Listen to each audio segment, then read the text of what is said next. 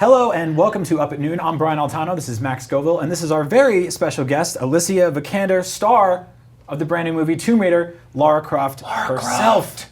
Very nice to meet you. Thank you for having me.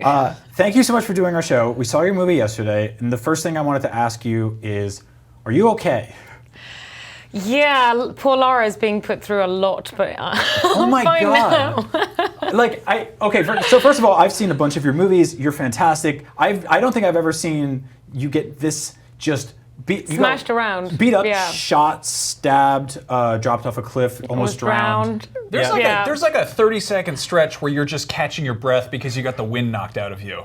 Yeah, I kind of lost my voice some of the days because I'd been, breathing so loudly and screaming.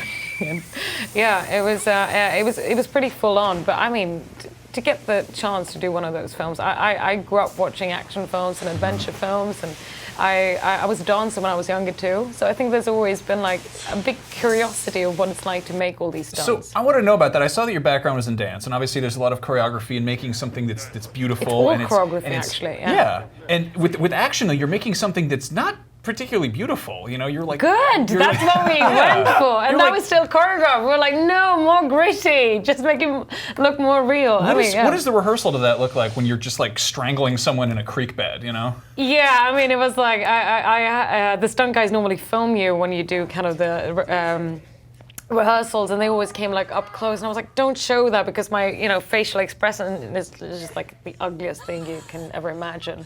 But I guess that's what it looks like if you actually go for it. And it was amazing. They actually taught me some of these because one thing that I liked what we did was that all the action was based somewhat in reality, and of course Lara's a young woman and fighting sometimes bigger, stronger men, but I learned a lot of like MMA and moves and locks, and it was amazing. I remember this one time when I came with this guy and I was like pushed a bit, and then he actually like started to tap, and I was like, what is he doing? What? And then and you just realize then and there that these kind of things that I taught, they're actually quite lethal. And so you almost made a dude tap out. That's amazing, because you fight. I don't want to spoil anything, but you fight a lot of people in this movie that look like they're like very like kind of Jason Momoa video game henchman dudes, just like the kind of guys that would come at you. Yeah, I mean, of course, like for me to get into that lock, that is the tricky part. Right. But when you actually get into once you're in it, then like dangerous. your day to day, obviously, there's you have a whole run of how this movie's gonna unfold. Did you wake up and today they're like, well, today we're gonna almost drown you, and then and then do that for another 7 days in a row. Yeah. So, like, how do you sort of mentally prepare for that? Were there any days where you're just like, I'm not really in the mood to get my ass beat today? That's exactly what it was like. So I actually woke up one morning and I turned around in my bed and I got up. I actually stood in the kitchen with my husband. And he was like, he was like, are you okay? I was like, no. He was like, I just don't want to. No, I don't want to play anymore. That was how I felt. And that was like when we did Lara going through like these rapids. It's in the game too. And they put me into like water every day, and it was about 50 Fahrenheit. Right. And I had my hands tied, and I was just tied. So, and that's one of the things that really stuck with me with the film is like I've watched cartoons since I was a child. So when I see somebody going down a river, I know there's a waterfall coming. Yeah. That's just the way that works. Classic. It is very rare that person has their arms tied up too. So you guys added this extra layer to that. That entire sequence leading into the airplane, again, not going to spoil everything. What was that day? What was that week? That month? That felt like. Yeah, it was quite a few. Like we did them in sections, of course. But yeah, I think that was probably the most difficult stunt, going down that water, because it was actually North London. They built these rapids for the Olympics, so that's where they did all the canoeing. So you're supposed to go down like big, boats, and instead they were like, no, just stand around. Just go with your body. just jump. I think I went down about 25 times. Oh my God. Oh my God. And how big of a stretch is it?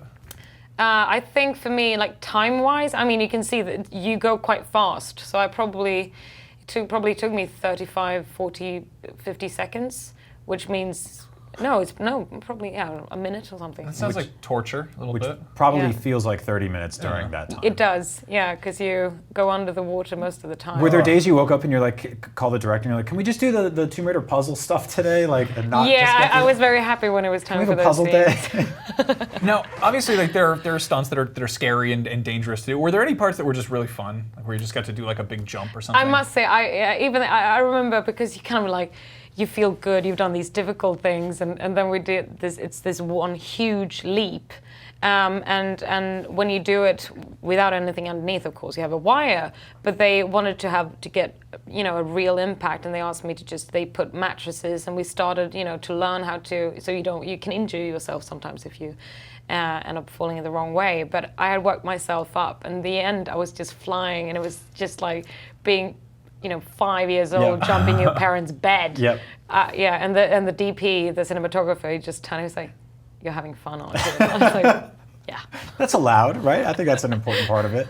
Now, Lara Croft, obviously one of the most important characters in video game history, because specifically growing up with video games, there's just a lot of they're very just doodly. There's just a lot of. I had never seen a girl in a video game when I was 10 years old. They were mostly princesses, damsels in distress, and stuff like that. And there was a couple of heroine characters here and there, but to have Lara Croft pop up out of nowhere and sort of be like, oh, she's kicking ass like the guys do. She's changing the conversation here. Do you remember interacting with that character growing up? Did you see like Lara Croft video games pop up, and did you connect with it? I walked into in a friend's house, and it was two boys in the family, a bit older than me, but they had a PlayStation. I was very jealous, and I remember when I saw the game for the first time, and I was just blown away and so interested. I stood in the back just watching, and I actually in the end got the chance to play, but it was like we got to the Peru section, it was like wolves. Yeah. And stuff, and I freaked out. I was terrified.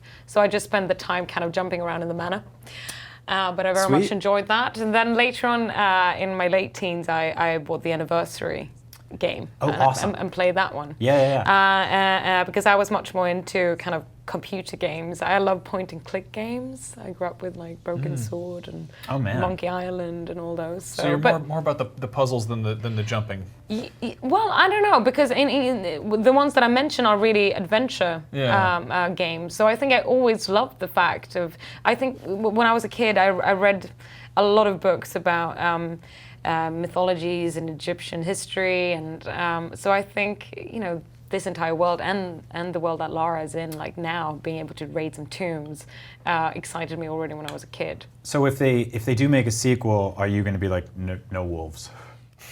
No wolves at all? Well, maybe I think I need to get over my fears. What's your beef with wolves? Wolves are fine. It's actually just the snakes. I think that would be tough. Okay, so if we really want to drill into it, wolves are okay. Yeah, snakes are the real problem. in the we have this jungle section in the film, and they build that outdoors. And I remember, because when you have those big sets, it's kind of on these big studio films, it's tricky because it's like 350 people on set, and you try to kind of go around and say hi to everyone, know everyone's name, and you try to figure out sometimes what people do, because it's just so many of them. And I was like, I've seen that guy now for like a week. What does he do?